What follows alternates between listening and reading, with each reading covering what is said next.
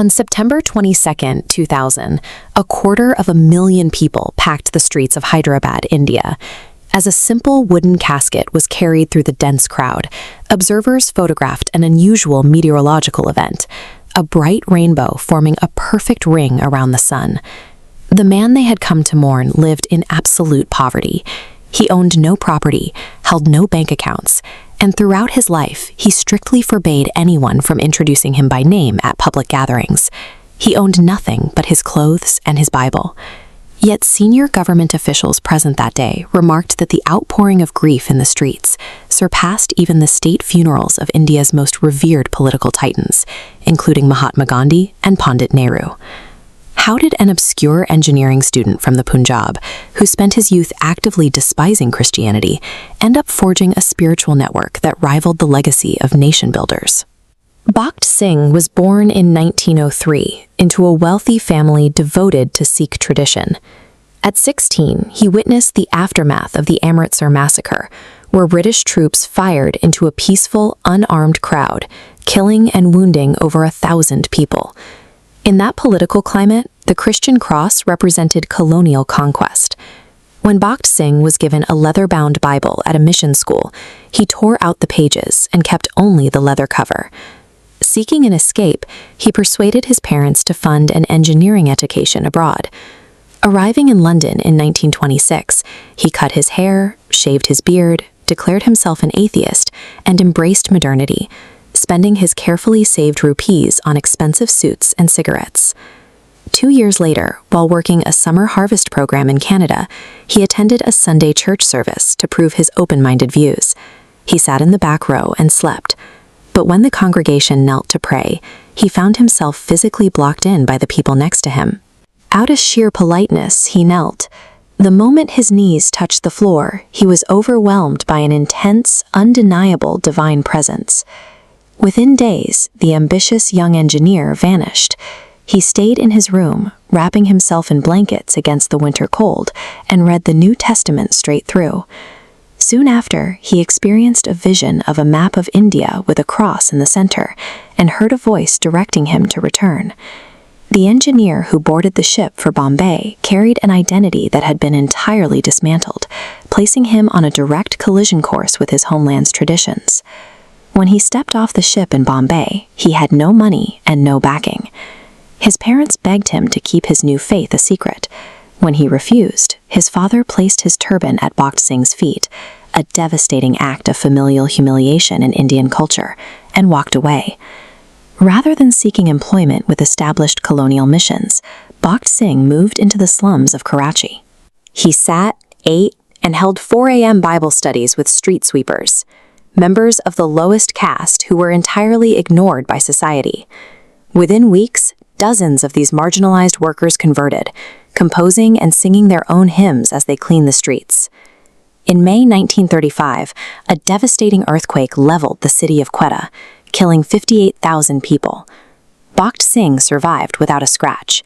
He spent the following weeks pulling bodies from the rubble, sourcing blankets for orphans, and praying with the wounded. The urgency of that disaster followed him. In the village of Martinpur, locals initially mocked his preaching, smoking their water pipes and laughing at him.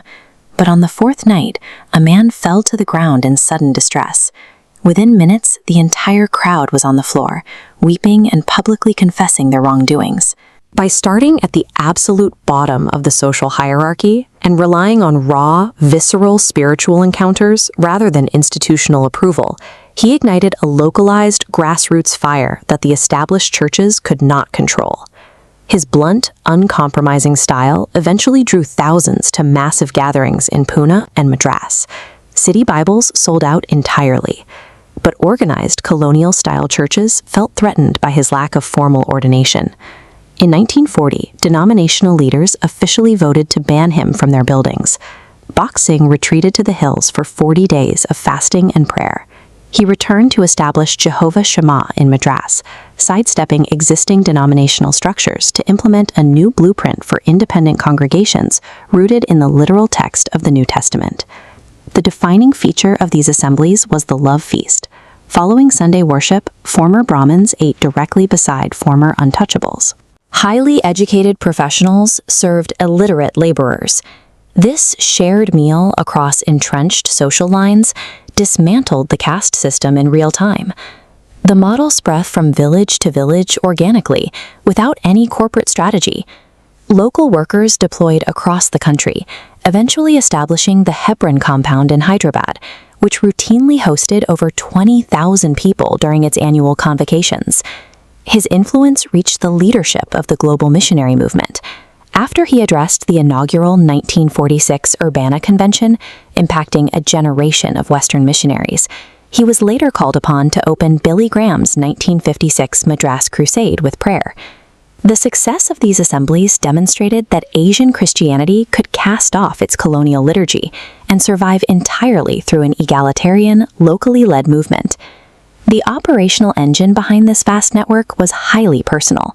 Bakht Singh operated on unceasing prayer. He woke at 4 a.m. every day, spending hours on his knees, operating on an absolute trust that divine sovereignty would handle logistical problems without human intervention.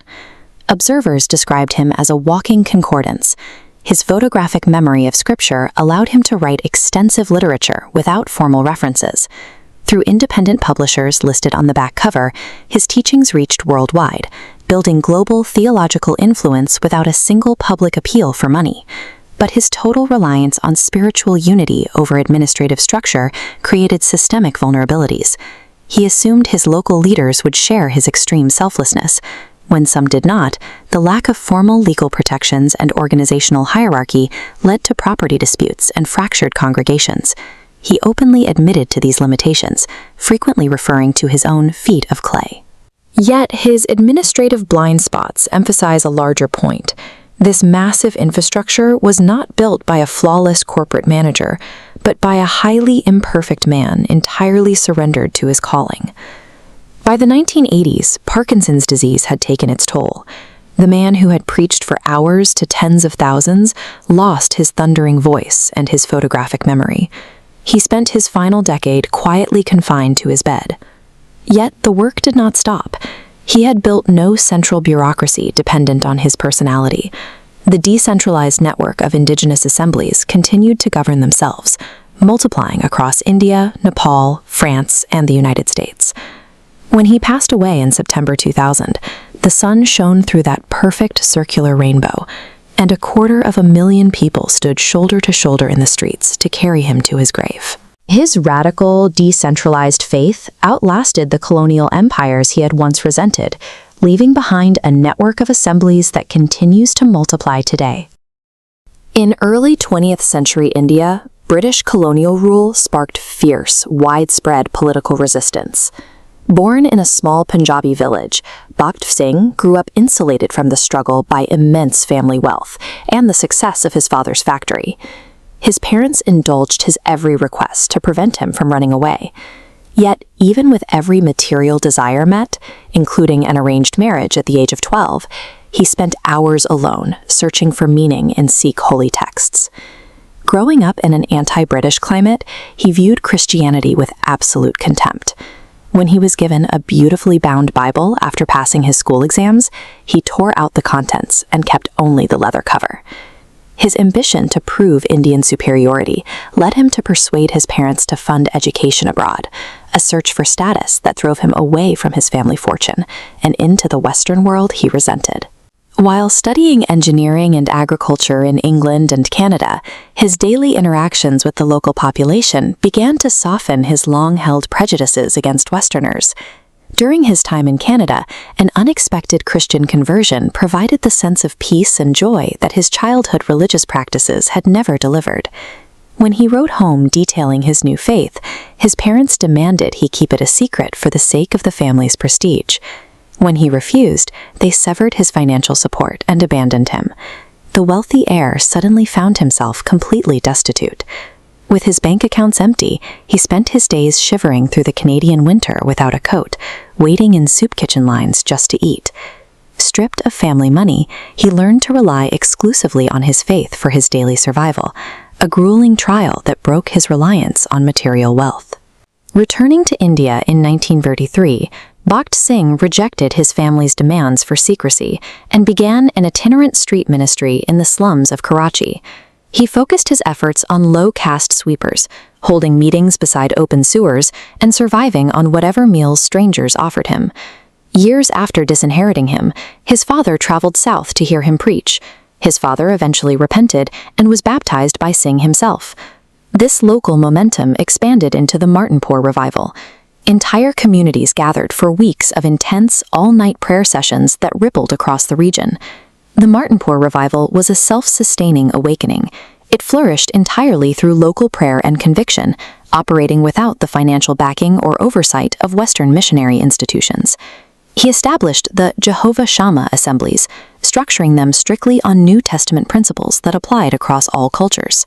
He insisted on an open communion table where any identified believer was welcome to partake, regardless of their color, social status, or nationality. In a society strictly segregated by caste, this practice created scenes where former high-caste Brahmins willingly knelt down to serve and wash the feet of converted untouchables. The movement reached a scale previously unseen in the region. Tens of thousands of people across the Indian subcontinent eventually joined these unifying assemblies. These gatherings confirmed that spiritual equality could obliterate social divides that had lasted for millennia. Within the church, the rigid rank of the caste system was replaced by the shared identity of a single family. The success of this independent model attracted international attention, leading to global speaking tours across the UK, North America, Australia, and Africa. The assemblies operated by rejecting the traditional one-man ministry. Instead, they functioned through shared corporate body life. Every believer, whether they held a secular job or worked full-time in the ministry, shared the responsibility for leadership and spirit-led worship. This decentralized approach alarmed established bishops and Western missionaries. Viewing him as a threat to their authority, many institutions closed their doors to his ministry entirely. The resulting exclusion forced the movement to remain fiercely independent. It continued to grow, sustained by grassroots conviction rather than institutional support. He faced internal challenges as well, including criticism over the behavior of certain leaders, serving as a reminder that he was a fallible man leaning on an infallible text. Over his lifetime, his ministry planted thousands of local assemblies worldwide, keeping them connected through massive annual anarims focused entirely on unified prayer. The wealthy boy who had once aggressively torn apart a gifted Bible ended his life as one of its most prolific defenders and teachers. By discarding inherited wealth, rigid cultural tradition, and social hierarchy, Bakht Singh uncovered a radical, unifying core of faith. His life stands as a record of that discovery.